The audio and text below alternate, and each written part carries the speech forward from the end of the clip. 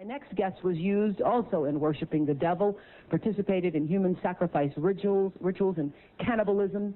She says her family has been involved in rituals for generations. She is currently in extensive therapy, suffers from multiple personality disorder, meaning she's blocked out many of the terrifying and painful memories of her childhood. Meet Rachel, who is also in disguise to protect her identity.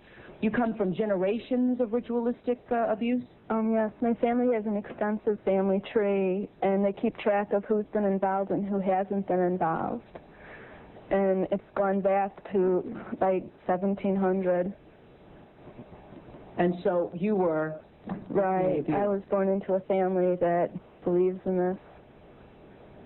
And does everyone else think it's a nice Jewish family? From the outside, you appear to be a nice Jewish girl? Definitely. And you all are worshiping the devil inside the home? Right. There's other Jewish families across the country. It's not just my own family. Really? And so who knows about it? Lots of people now. I talked to a police detective in the Chicago area, and several of my friends know, and I've spoke publicly before. And so when you were brought up in this kind of evilness, did you just think it was normal? I've blocked out a lot of the memories I had because of my multiple personality disorder. But yes, I mean, it's like if you grow up with something, you think it's normal. Mm-hmm. I always thought something... So what kinds of things? You don't have to give us the gory details, but what kinds of things went on in the family? Well, there would be rituals in which babies would be sacrificed, and you would have to, you know... Whose babies?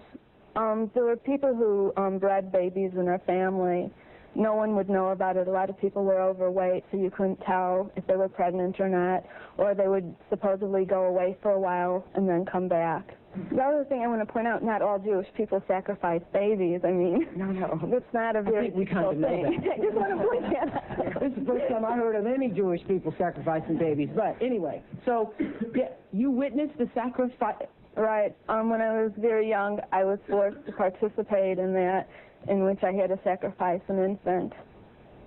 And the purpose of sacrifice is to what? Is to bring you what? What are you sacrificing for? For power. Uh-huh. Power.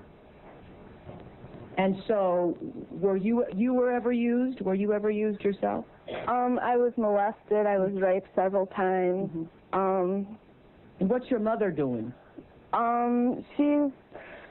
In all of this? What's her role in all of this? I'm not exactly what her role is. I haven't, recovered all of my memories, but her family was extremely involved. Mm-hmm. She brought me to it. Mm-hmm. Both of my parents brought me to it. And where is she now? She lives in the Chicago metropolitan area. She's on the Human Relations Commission of the town that she lives in, and she's an upstanding citizen. Nobody would suspect her. Were you raised with a sense of right and wrong, Rachel? Yeah. I mean, it's like I had both. I mean, to the outside world, everything we did was proper and right, and then there were the nights that things changed, that things just got turned around. What was wrong was right, and what was right was wrong. That's what helps to create somebody to develop MPD. Mm-hmm. Multiple personality. Right. Now, in your family, did you all call it worshiping the devil? No, Rachel? Or I don't know. It was just evil, these things you did. Right. Well, I said it was evil, and they said it was good. There's a book that I had just come across called Lilith's Cave, which is a book of Jewish mysticism and supernatural, and there's a lot in that book that relates to what I, endured when I was a child.